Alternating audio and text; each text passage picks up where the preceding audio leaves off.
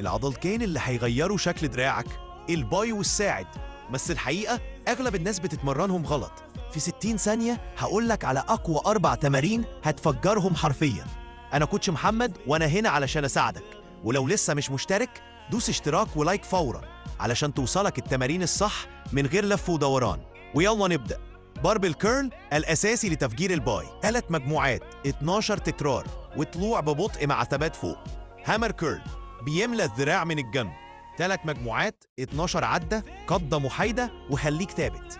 ريفرس كيرل أقوى تمرين الساعد الخارجية، 3 مجموعات 12 تكرار وخليك مركز على النزول البطيء.